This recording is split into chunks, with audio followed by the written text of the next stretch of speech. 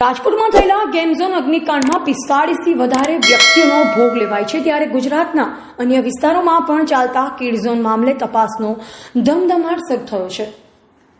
ત્યારે હિંમતનગર નગરપાલિકા વિસ્તારમાં આવેલા એક કિડ ઝોનમાં ફાયર વિભાગની કોઈપણ પ્રકારની સુવિધા ન મળતા જ તેને સીલ મારવામાં આવી છે।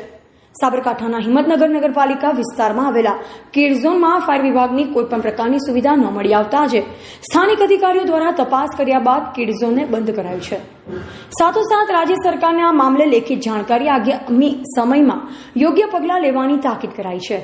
જોકે સમગ્ર ગુજરાતમાં વિવિધ કિડ ઝોન સહિત આનંદ મેળા અને અન્ય શહેરી જગ્યાઓ પર હાલમાં તપાસનો ધમધમાટ શરૂ થયો છે। જોકે એક તરફ રાજકોટમાં 45થી વધુ વ્યક્તિઓના મોત થયા બાદ તંત્ર જાગૃત અવસ્થામાં દેખાય છે, ત્યારે છેવાડાના માનવીનો પ્રશ્ન આજે પણ યથાવત છે કે કોઈપણ પ્રકારની સુવિધા વગર આડેધડ અપાતા એનઓસી સહિત અગ્નિશામક તેમજ ફાયર સેફટી વિના ચાલી રહેલા ઝોનો સામે જવાબદાર અધિકારીઓ સામે ક્યારે કેવા પગલાં લેવાશે। જોકે હિંમતનગરમાં જે કિડ ઝોનને સીલ માટે બાદ આગામી સમયમાં તંત્ર દ્વારા ઉગ્ર પગલાં ભરવાની પણ રજૂઆત કરાઈ છે।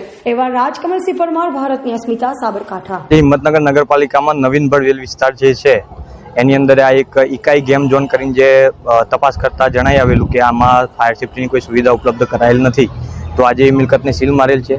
જે નગરપાલિકા વિસ્તારને જે રાજકોટમાં જે ટીઆરપી ગેમ ઝોનની અંદર જે બનાવ બન્યો એના સંદર્ભે ઉપરથી આદેશ કરવામાં આવેલા છે કે જે તમારા વિસ્તારમાં જે નવીનબળ વેલ વિસ્તાર હોય તો એની અંદર તપાસ કરતા જે ગેમ ઝોન હોય તો એ મિલકતોને આપણે ફાયર સેફ્ટીની સુવિધા ના હોય તો એને આપણે આજે સીલ કરવાની તજવીજ હાથ ધરેલ છે। આજે ગેમ ઝોનની અંદર તપાસ કરવામાં આવી તે વખતેમાં કેવી પ્રકારની ખામીઓ જોવામાં આવી?